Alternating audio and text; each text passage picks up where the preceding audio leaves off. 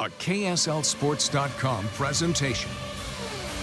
Game Night Live kicks off now. Presented by University Federal Credit Union.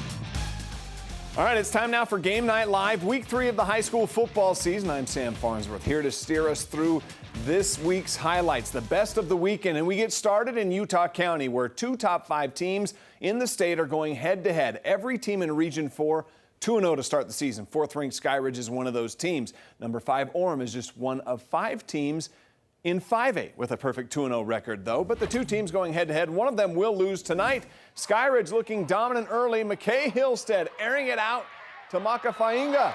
That gets them into the red zone, and Jeter Fenton punches it in on the very next play. Then Hillstead again finds James Palmer's outstretched arms, and Hillstead would take it in himself for the 14-0 lead in the first. Hillstead's good. Look at this. A wide-open Mitch Adamson on the other end of this pass, 57 yards, 21-0 still in the first quarter. Skyridge looking to punch it in again. Colton Brown Dye comes up with the big pick, though.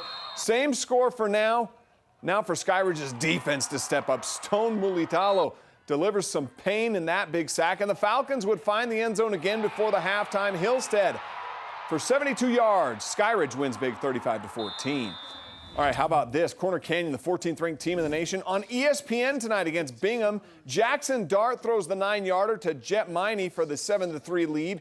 After 2 successful fake punts, Bingham caps the next drive with a 3-yard touchdown from Viliami Paua. The Miners down up 10-3, but the lead didn't last long. In fact, it only lasted 18 seconds. Dart to Talmadge Hanley, 69-yard go-ahead score. That game's still going on late, but Corner Canyon with the big lead. All right, the Game Night Live game of the week was 17th-ranked Olympus on the road against number 9 Kearns. After a local long methodical drive in the second, Josefa Toyivao tosses the touchdown to Joe Alusa for the 7-0 Kearns lead. In the second half, Olympus looking at 4th and goal from the 1, but the Cougars D holds strong. On the ensuing drive, Kearns goes the full 99 yards. Toyivao, 3-yard touchdown run, and Olympus got a score in the 4th, but Kearns still unbeaten with a 14-7 win. Let's head to JJ and Sly for more.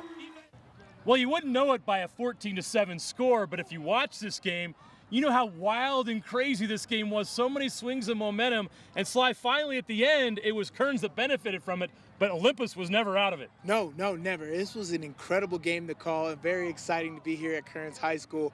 But I want to talk about how you have to stay mentally locked into the game the whole time. You would think Kearns had the win secured the whole time, and then Olympus, boom, came back.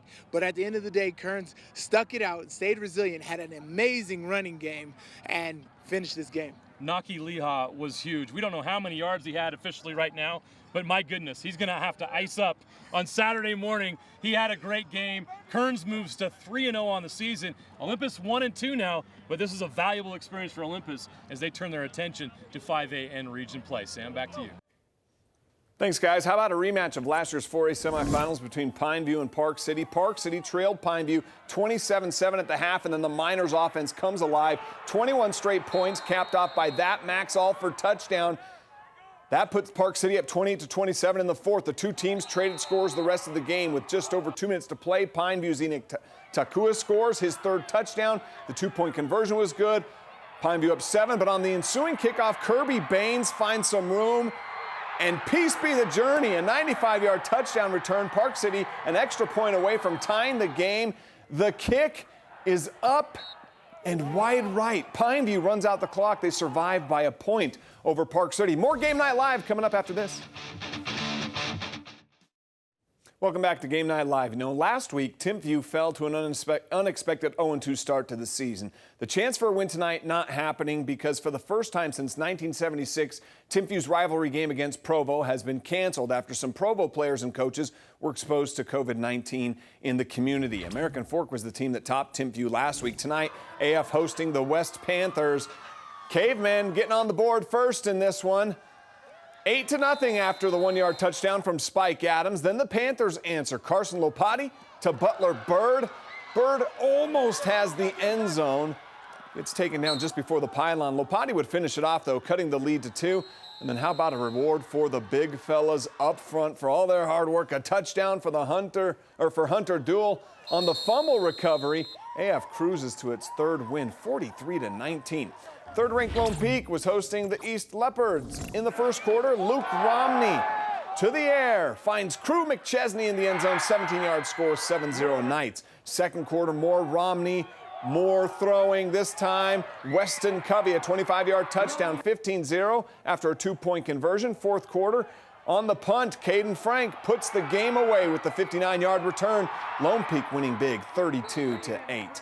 The 2-0 Bear River Bears are leveling up tonight to face the Bonneville Lakers in Class 5A, and boy, was it a test. First play of the Lakers' first possession, Cayman Best to Mason Kumpins, then Best to Jordan City, then to Cord Shaw.